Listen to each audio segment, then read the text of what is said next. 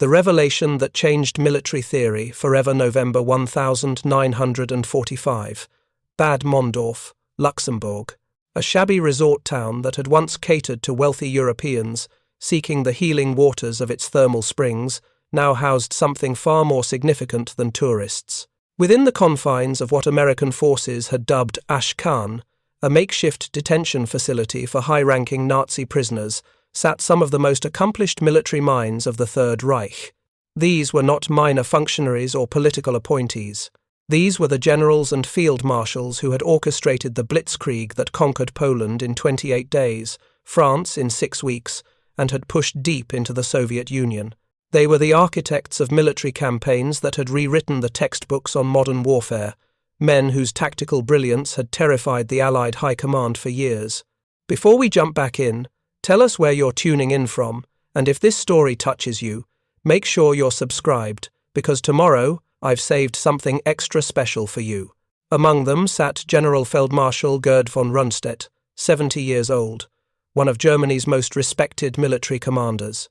Beside him was Generaloberst Alfred Jodl, Chief of Operations for the Wehrmacht, the man who had signed Germany's unconditional surrender just months earlier.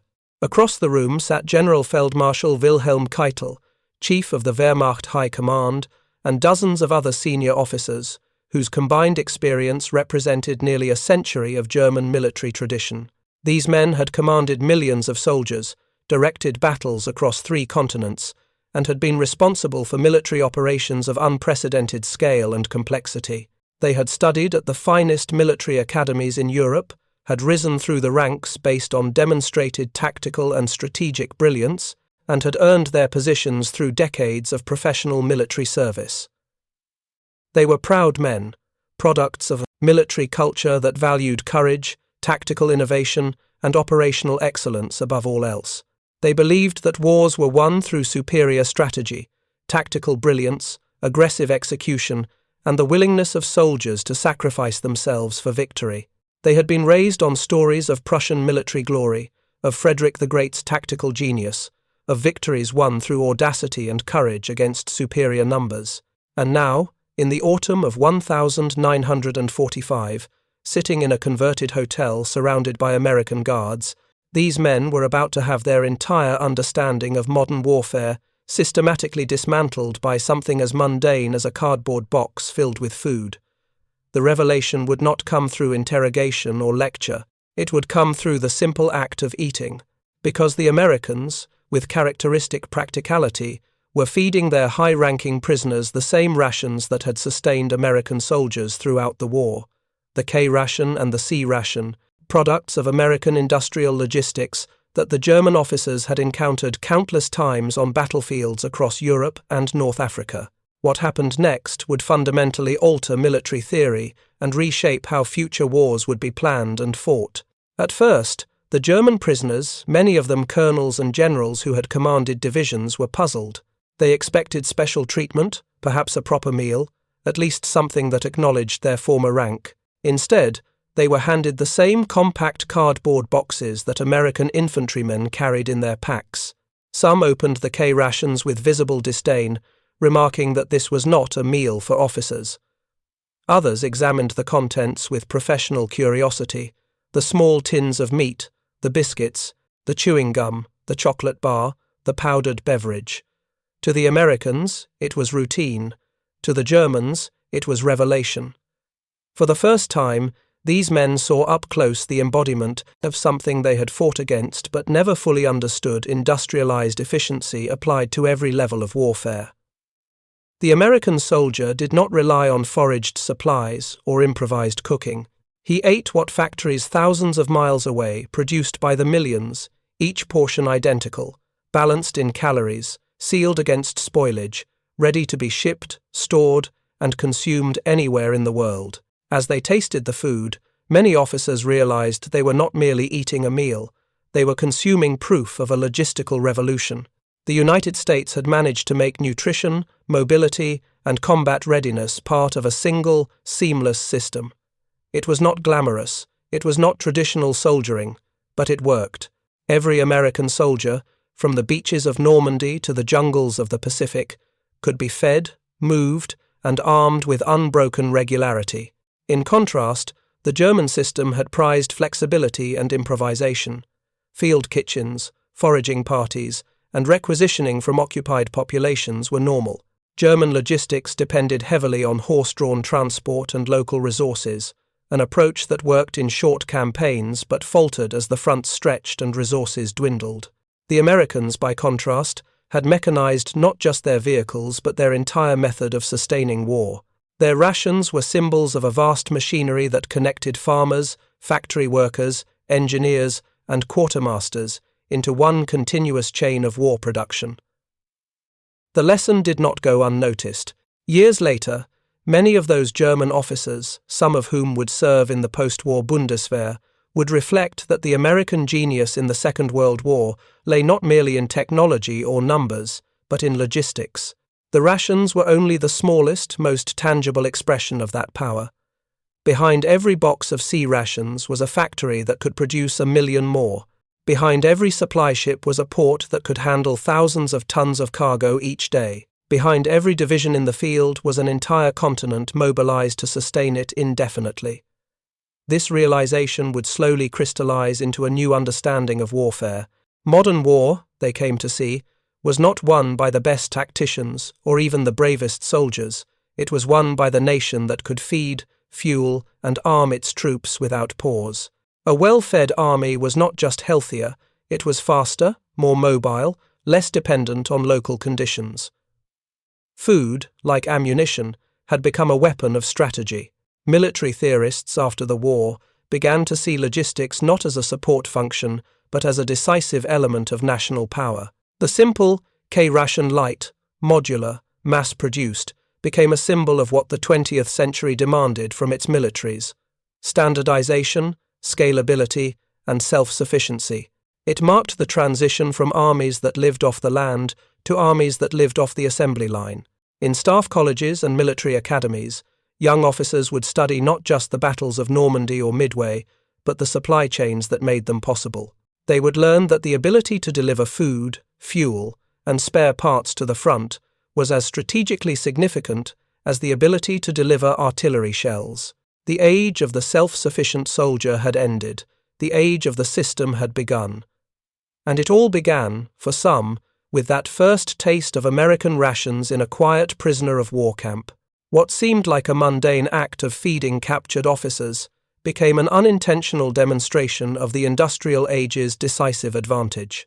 The Germans had mastered tactics, the Americans had mastered systems, and in modern war, systems would prevail. Those small boxes of food, stamped with the letters U.S. Army, were more than sustenance.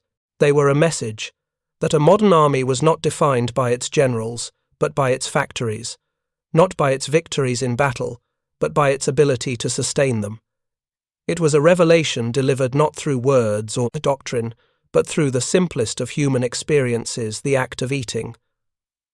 By the time those German officers finished their meal, they had glimpsed the real reason for their defeat, not in the ration's taste or texture, but in what they represented: a civilization capable of turning mass production into military endurance. And that, more than any weapon or tactic, was what had decided the outcome of the war and what would define the wars to come. To understand the magnitude of what these German officers were about to learn, we must first understand the military culture that had shaped them. The German military tradition, dating back to the armies of Prussia, emphasized tactical excellence, aggressive offensive operations, and the concept of Auftragstaktik mission-type tactics that gave junior officers significant autonomy to achieve objectives using their initiative and judgment. This philosophy had produced stunning victories throughout German military history. Frederick the Great had defeated larger armies through tactical brilliance and audacious maneuvers. Helmuth von Moltke the Elder had revolutionized warfare through his use of railways for rapid mobilization and deployment, crushing the Austrian Empire in 1866 and the French Empire in 1870 through superior operational planning. The German military academies taught that wars were won through superior training, tactical innovation, aggressive execution, and the moral courage of soldiers willing to press attacks despite casualties. Logistics, the mundane business of feeding, supplying, and maintaining armies, was considered a supporting function, important but secondary to operational excellence.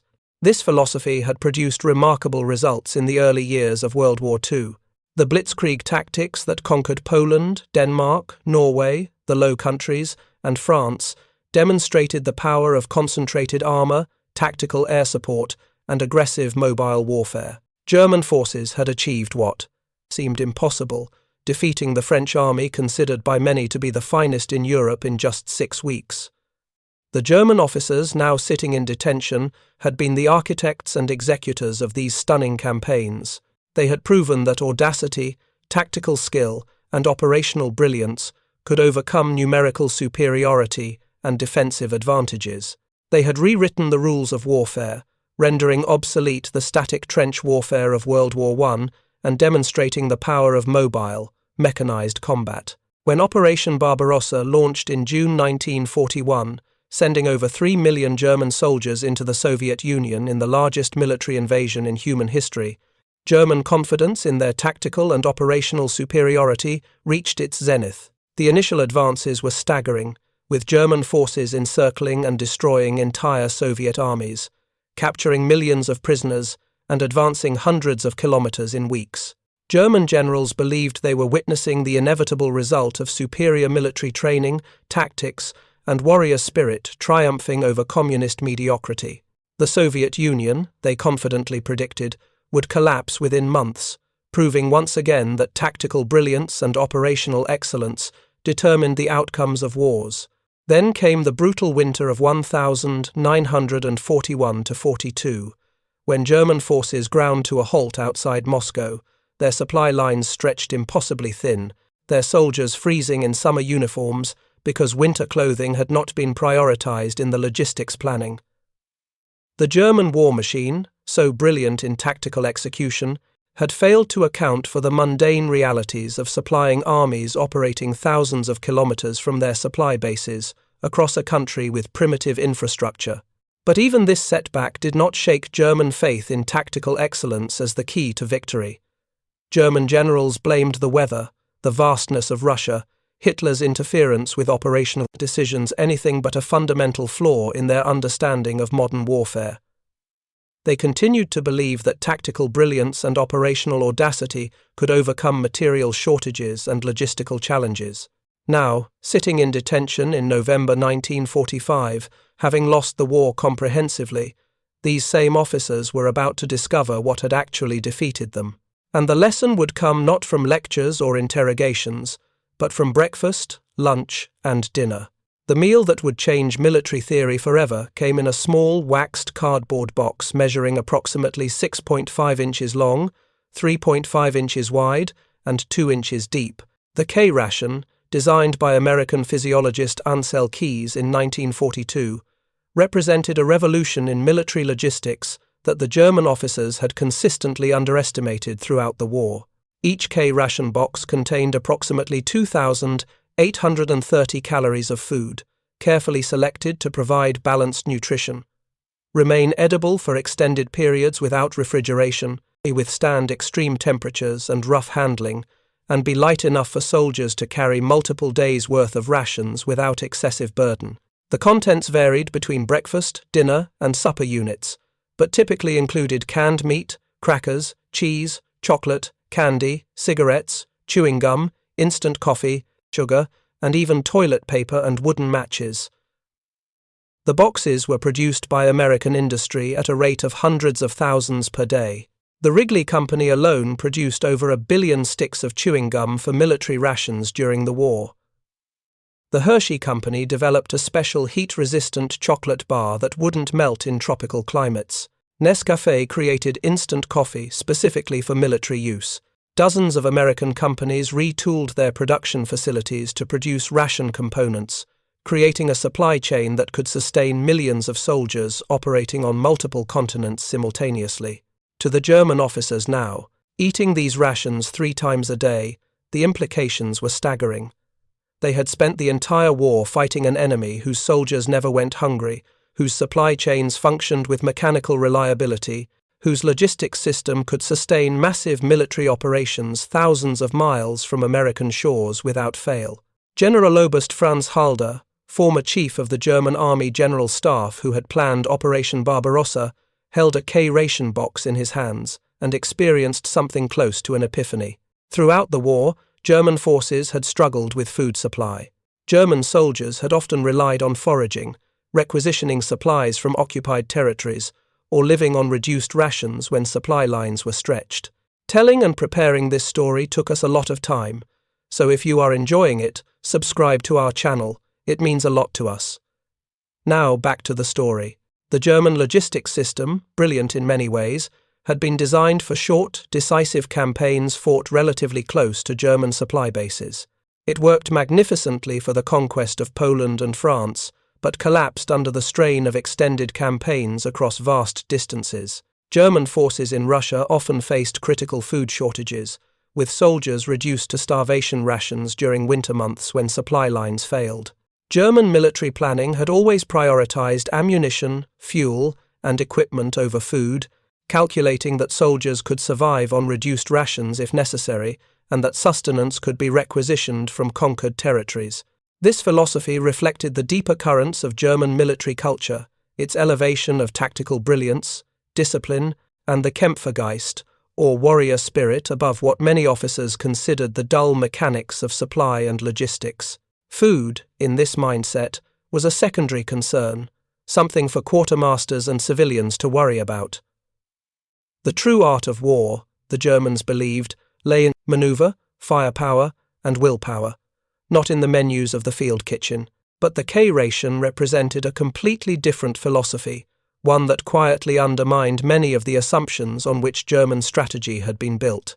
The Americans, in designing these compact, calorie-dense meals, had done something revolutionary.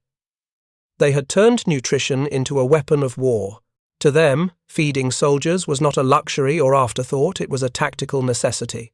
They had determined, through scientific testing and experience, that well-fed soldiers performed better in combat, that energy levels and decision-making deteriorated with hunger, and that morale itself was deeply tied to something as simple as a hot meal or a sweet chocolate bar. This recognition did not come from battlefield heroics or grand strategy, but from a culture that prized systems, data, and mass production. American war planners, backed by nutritionists, chemists, and industrial engineers, had calculated precisely how many calories, grams of protein, and milligrams of vitamins a soldier needed to stay effective. Factories across the United States were then mobilized to produce millions of identical rations, each one a small but essential link in an enormous logistical chain that stretched from Iowa cornfields to foxholes in France and islands in the Pacific. The German officers who encountered these rations in captivity found themselves facing something they had never truly appreciated during the war: the scale and precision of American logistical thinking.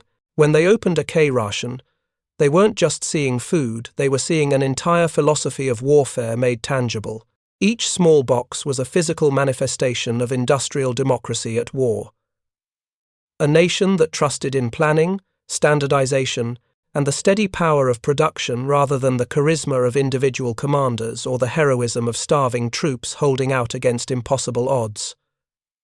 To a German general raised on the traditions of Clausewitz and Schlieffen, the idea that something as mundane as nutrition could shape combat effectiveness might have seemed absurd before 1945. Yet the Americans had proven it true. A soldier who ate 3 balanced meals per day, wherever he was stationed, could march farther, think clearer, and fight longer than one who relied on improvisation or requisition. Hunger, fatigue, and sickness, the invisible enemies of every army, were minimized not through discipline but through design. This realization marked a profound cultural divide between the two militaries. The German system was optimized for short, decisive campaigns, Blitzkrieg wars that ended before supply problems could cripple the army. When the war dragged on and the front lines extended thousands of kilometers, that system collapsed under its own weight. Supply convoys were vulnerable, horses starved, and requisitioned populations turned hostile. German soldiers often fought magnificently but suffered needlessly, not from lack of courage but from lack of calories. The American system, by contrast, was built for endurance. It assumed from the outset that wars would be long, that fronts would stretch, and that soldiers could only fight effectively if the entire machinery of the nation stood behind them. The K ration, simple as it seemed, was a product of this industrial mindset. Lightweight enough to be carried by air or truck, uniform enough to be distributed globally, and reliable enough to replace local sourcing entirely. It turned every American soldier into a self-contained combat unit, capable of operating far from supply bases for extended periods. For the captured German officers, this was a humbling revelation. They had spent years commanding divisions and corps, studying maps, and executing maneuvers with precision only to discover, over a small box of American rations, that the war had been decided not merely by tactics or bravery, but by systems. The Americans had fought a war of infrastructure, not improvisation. Where German logistics were ad hoc, American logistics were automated. Where German supply relied on requisition and exploitation, American supply relied on pre-planning and mass production. Some of those officers would later admit, in post-war debriefings and memoirs, that they had underestimated this dimension entirely.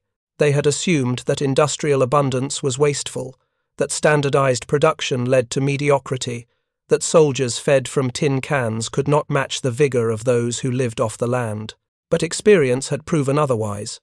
The K ration symbolized a new kind of warfare, one where success depended not on genius but on systems, not on inspiration but on integration. The more they reflected on it, the more they understood that this difference was not merely logistical, it was philosophical.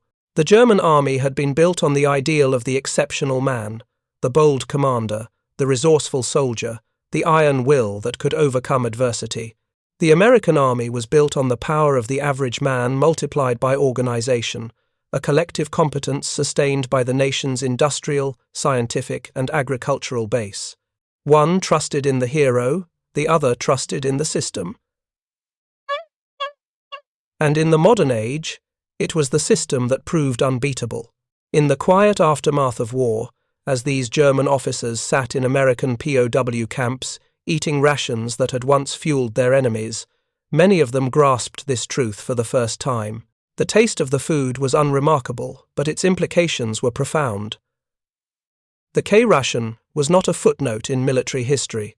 It was a harbinger of a new kind of war, one in which the decisive battles would be fought not just on the front lines, but in factories, research labs, and supply depots. The Americans had won not because they were hungrier for victory, but because they had learned how to keep hunger from ever becoming a factor. As the weeks passed and the German officers continued eating American rations, they began requesting meetings with American logistics officers. They wanted to understand the system that had produced these rations, the supply chains that had delivered them to frontline troops, the industrial capacity that had sustained the entire operation. What they learned shocked them to their core. The United States had produced over 3 billion K rations during the war, 3 billion individual meal units, each one packaged, shipped, and delivered to soldiers fighting across Europe, Africa, Asia, and the Pacific. The scale was incomprehensible to men whose armies had often struggled to feed their soldiers even when fighting close to German supply bases. But the rations were just the beginning. American logistics officers patiently explained the full scope of American military logistics, and each new revelation deepened the German officers' understanding of why they had lost. The United States had produced 88,410 tanks during the war.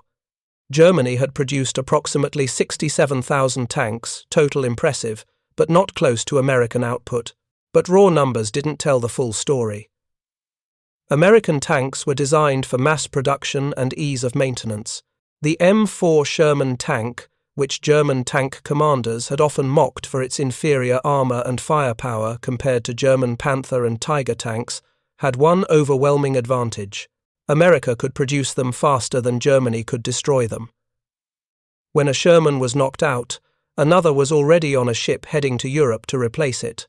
When German tanks were destroyed, replacement took months, because German production capacity was limited, and German tanks were engineering marvels complex, difficult to manufacture, requiring skilled labor and precision parts that were increasingly unavailable as Allied bombing devastated German industry. The Americans produced 324,750 aircraft during the war. Germany produced approximately 119,000. Again, the numbers told only part of the story. American aircraft production was standardized, rationalized, and scaled to unprecedented levels. The Ford Motor Company's Willow Run plant produced one B-24 Liberator bomber every 63 minutes at peak production. Women who had never worked in factories before learned to rivet aircraft fuselages with precision equal to skilled craftsmen. The entire American economy had been mobilized for war production. The German officers learned that America had produced 2.4 million trucks during the war, providing unprecedented mobility for supply columns. German forces, by contrast, had relied heavily on horse-drawn transport even late in the war, with over 750,000 horses serving in the Wehrmacht. German logistics officers had always been aware of this disparity, but tactical officers had dismissed it as irrelevant compared to tactical excellence and fighting spirit. Now, sitting in detention and hearing the full scope of American industrial production, they understood that their tactical brilliance had never stood a chance against American logistical superiority. American logistics officers shared detailed production statistics with their German counterparts, partly as psychological warfare, demonstrating the hopelessness of Germany's position, and partly as professional courtesy between military men. The Germans had asked to understand how they had been defeated, and the Americans were willing to explain. The United States had produced 41 billion rounds of small arms ammunition during the war. 41 billion. German soldiers had often been ordered to conserve ammunition during prolonged campaigns. American soldiers never worried about ammunition shortages. They could fire at will, knowing resupply was constant and reliable. The United States had produced 23 million tons of explosives and ammunition. American artillery barrages, which German soldiers had endured throughout the war, were possible only because American industry could produce shells, faster than American artillery could fire them. German artillery often had to ration shells during critical battles because production couldn't keep pace with consumption. The United States had produced 17.4 million rifles, carbines, and sidearms. Germany had produced approximately 8 million. American weapons were designed for mass production. The M1 Garand rifle could be manufactured by workers with minimal training using standardized parts. German weapons, like the K9 8K bolt-action rifle, required more skilled labor and precision manufacturing. But beyond the hardware, the German officers learned about the American logistics network that had sustained global operations. The United States had built over 2,700 Liberty ships, mass-produced cargo vessels that could be constructed in an average of 42 days. These ships carried supplies across the Atlantic and Pacific, creating supply chains that spanned the globe. German U-boats had sunk hundreds of Allied merchant ships, but American shipyards replaced them faster than they could be sunk. The Americans had established supply depots in Britain, North Africa, Italy, France, and the Pacific Islands, each one stocked with millions of tons of supplies. They had created a global distribution network that could sustain simultaneous military operations on multiple continents without supply failures. The numbers overwhelmed the German officers. General Oberst Jodl, who had served as chief of operations and had been responsible for coordinating German military strategy across all theaters, sat in silence as he processed the implications. Germany had been fighting a war it could never win, not because of tactical or operational failures, but because of fundamental industrial and logistical insufficiency. The most painful revelations came when German and American officers discussed the Eastern Front. German tactical excellence had achieved stunning initial victories in Operation Barbarossa, but the campaign had ultimately failed, because German logistics could not sustain operations across the vast distances of the Soviet Union. German forces had advanced rapidly in summer 1941, encircling and destroying Soviet armies in battles of annihilation that showcased German tactical and operational brilliance. But as supply lines stretched longer and the primitive Soviet infrastructure failed to support German logistics requirements, the advance slowed. By December 1941, German forces were within sight of Moscow but running critically low on fuel, ammunition, and food.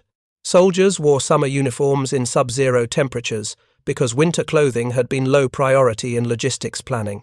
Tanks and vehicles broke down and couldn't be repaired because spare parts hadn't been stockpiled far forward. Artillery fell silent because shells couldn't be transported fast enough to the front. The Soviet counter-offensive in December 1941 didn't succeed primarily because of tactical brilliance, though Soviet commanders had learned and improved, but because German forces were literally starving, freezing, and out of ammunition. Logistics, not tactics, determined the outcome. The pattern repeated throughout the war on the Eastern Front.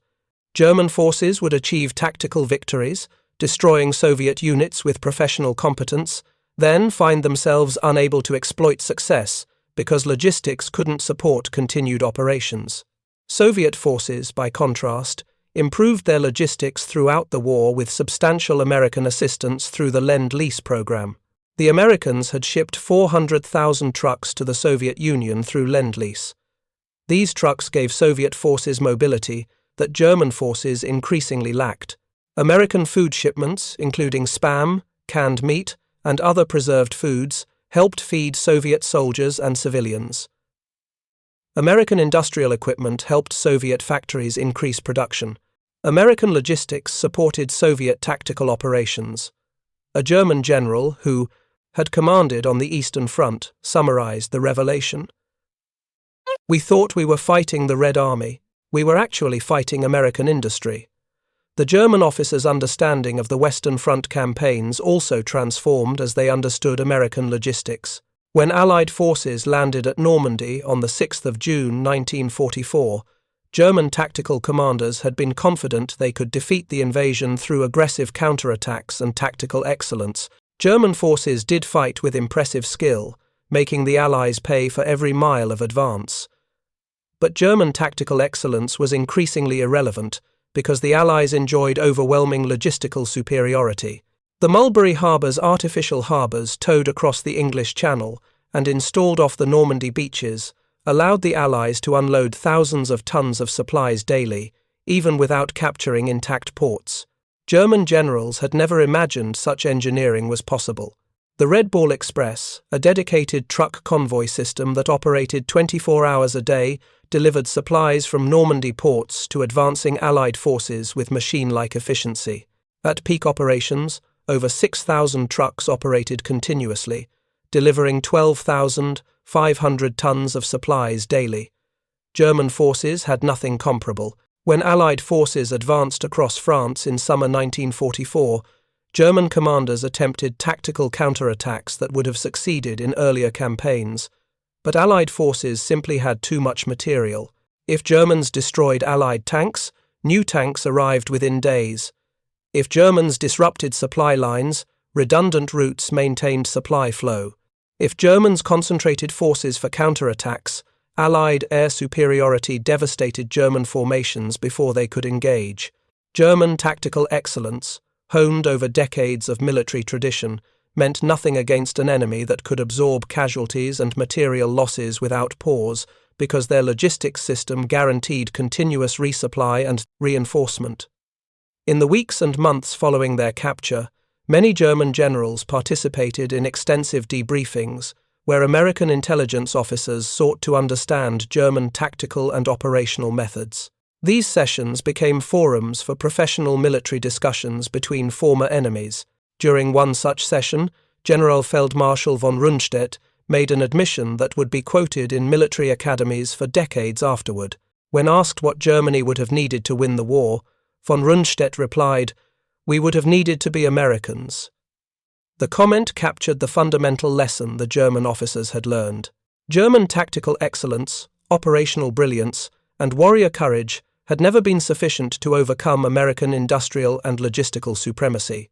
Wars between industrial nations weren't won by the army with superior tactics, they were won by the nation with superior industrial capacity and logistics systems. This was a devastating admission for men who had built their entire careers on tactical and operational excellence.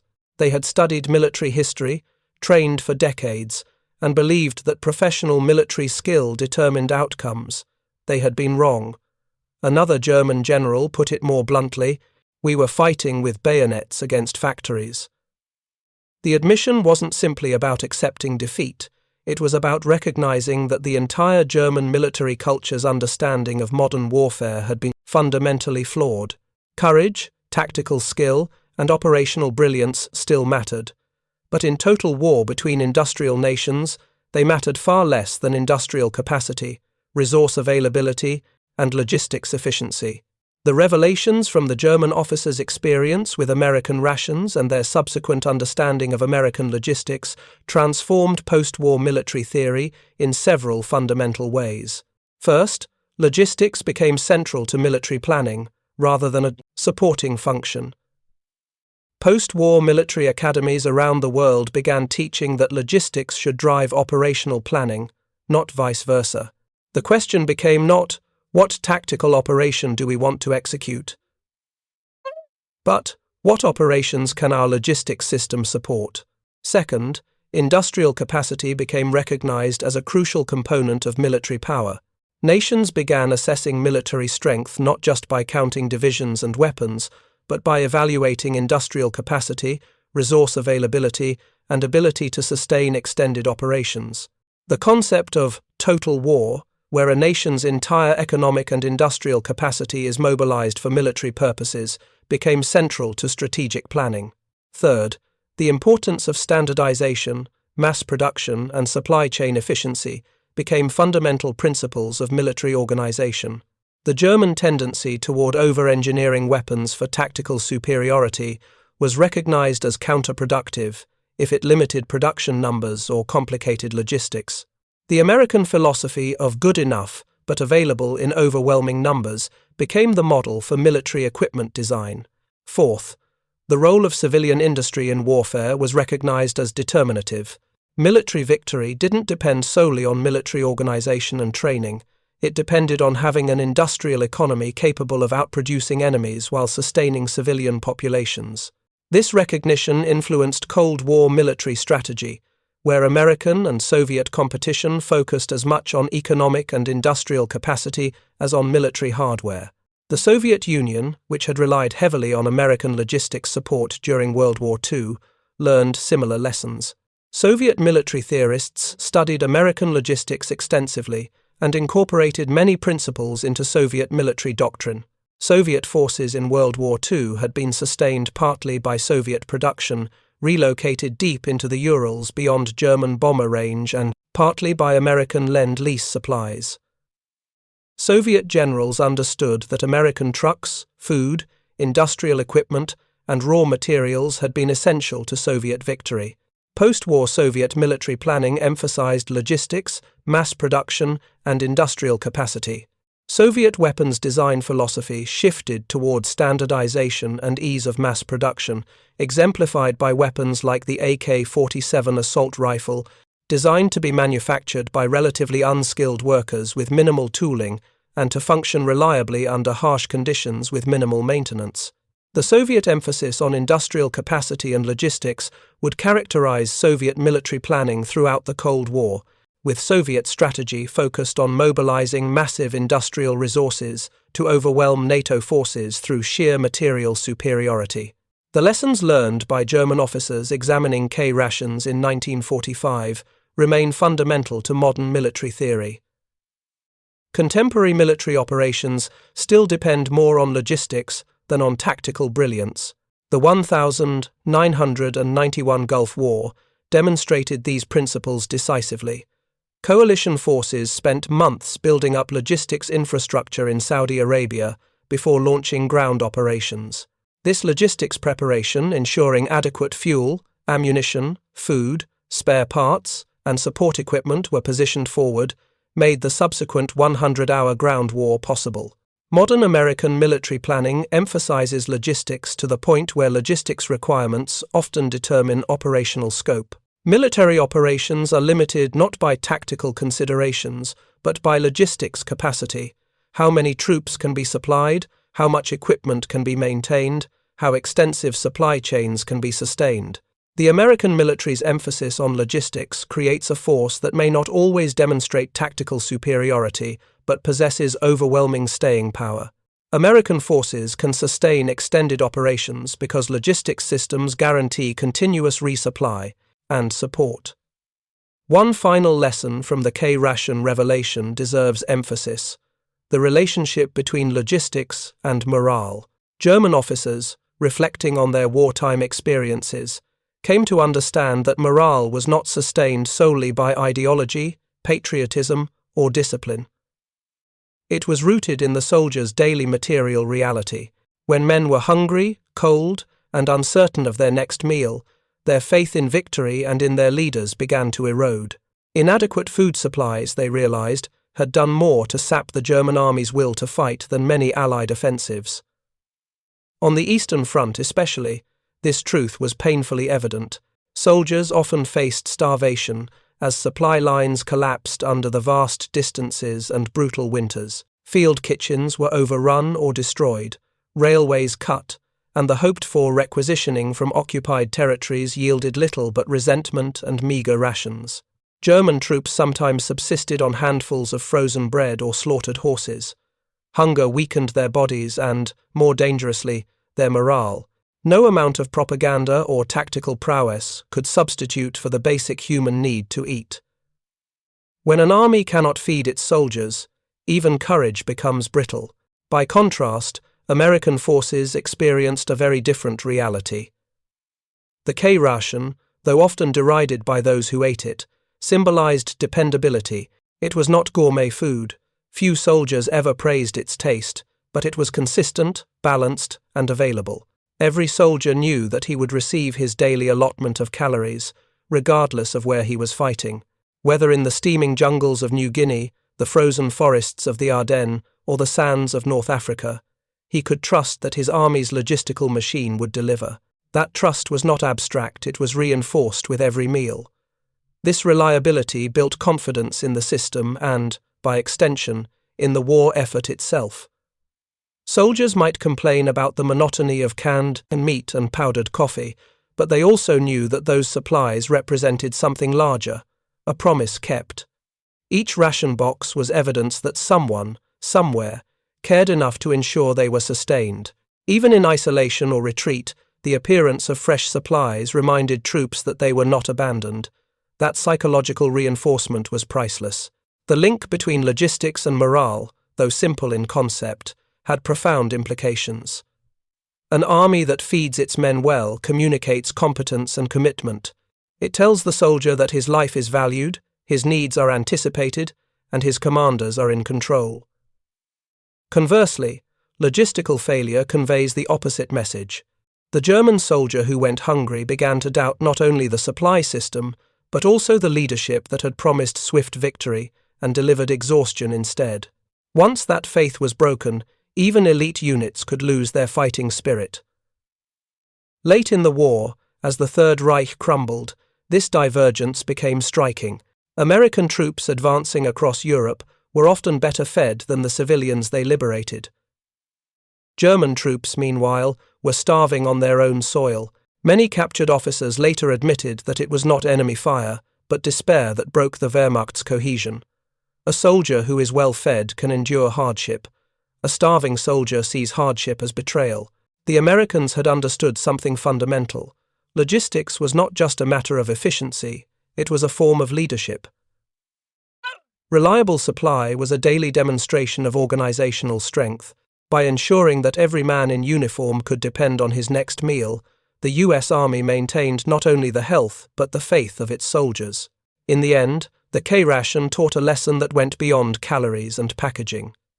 It revealed that morale was inseparable from logistics, that the will to fight was nourished as much by trust as by food.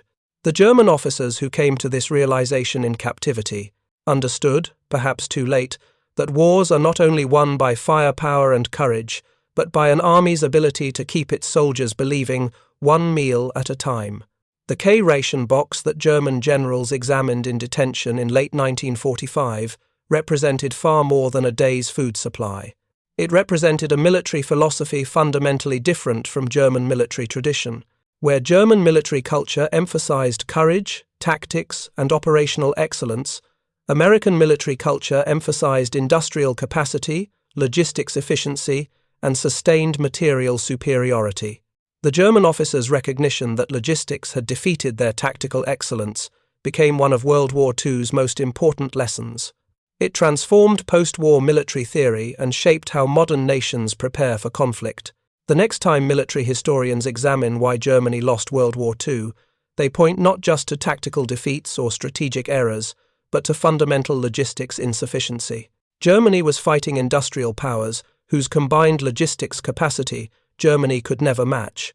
German tactical excellence merely delayed the inevitable outcome determined by industrial and logistics superiority.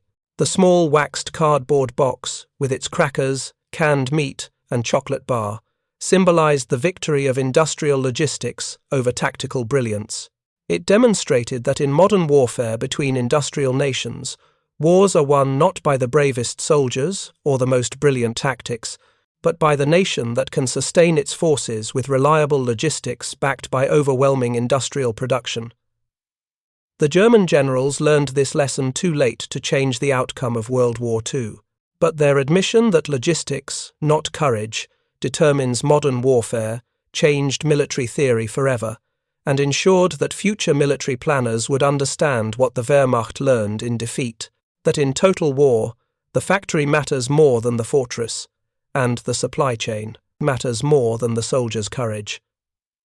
Up next, we have 2 more incredible stories that are waiting for you. Just click the image you want to watch, and it will take you there. If you enjoyed this video, make sure to subscribe. It would mean a lot.